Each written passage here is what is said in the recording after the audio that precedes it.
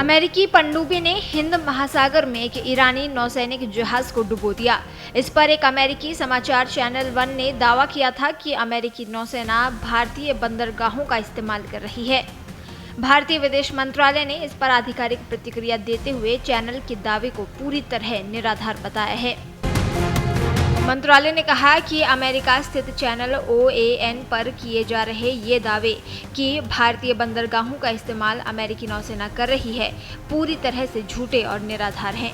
हम आपको ऐसे आधारहीन और मनगढ़ंत दावों से सावधान करते हैं।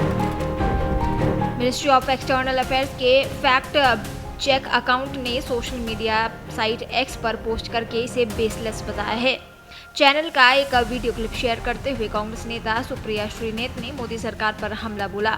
उन्होंने X पर लिखा है कि US डिफेंस सेक्रेटरी के पूर्व सलाहकार मैकग्रेगर डगलस कह रहे हैं कि जंग के दौरान उनके मध्य एशिया में मौजूद सभी बेस तबाह हो गए, इसलिए US आर्मी को भारत पर निर्भर रहना पड़ रहा है, जहां पोर्ट्स उतने अच्छे नहीं हैं। कांग्रेस नेता ने कहा कि क्या मोदी सरकार भारत के पोर्ट्स को US इजराइल को एक ऐसी लड़ाई में इस्तेमाल करने दे रही है जिसमें बेगुनाह आम लोग मारे जा रहे हैं? क्या भारत को भारतीय नागरिकों या हमारी संसद को बताए बिना इस लड़ाई में घसीटा जा रहा है?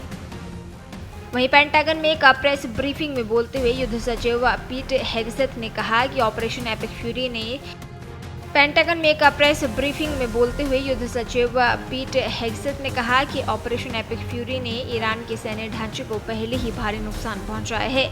आपको बता दें, भारत बार बार दोहरा रहा है कि वो इस जंग में किसी तरफ नहीं है। हम पूरी तरह न्यूट्रल हैं और किसी को अपनी जमीन, बंदरगाह या हवाई क्षेत्र इस्तेमाल नहीं करने देते। विदेश मंत्रालय ने पहले भी कहा था कि बातचीत और कूटनीति से ही तनाव कम होना चाहिए। इस जंग से हमारी करीब 1 करोड़ भारतीय नागरिकों की सुरक्षा, ट्रेड और एनर्जी सप्लाई चेन पर असर पड़ रहा है। ये दावा ऐसे समय में आया जब अमेरिकी पनडुब्बी ने भारतीय महासागर में ईरानी युद्धपोत IRIS डेना को डुबो दिया, जिसमें कम से कम 87 क्रू मेंबर्स की मौत हुई। अमेरिकी रक्षा मंत्री पीट हेगसेथ ने कहा है कि हिंद महासागर में एक अमेरिकी पनडुब्बी ने ईरानी युद्धपोत को टॉर्पीडो से हमला कर उसे डुबो दिया।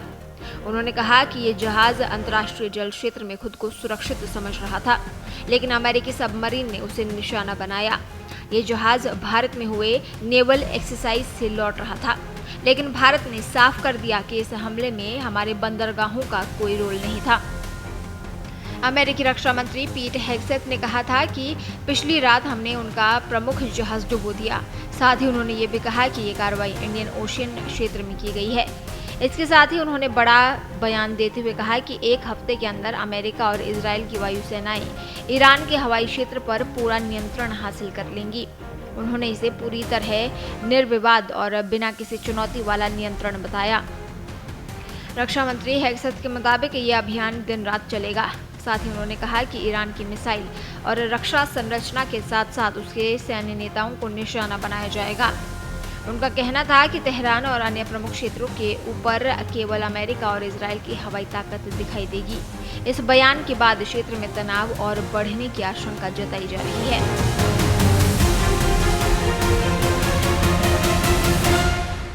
देश दुनिया की ताजा खबरें और वीडियोस के लिए अभी डाउनलोड करें पत्रिका ऐप।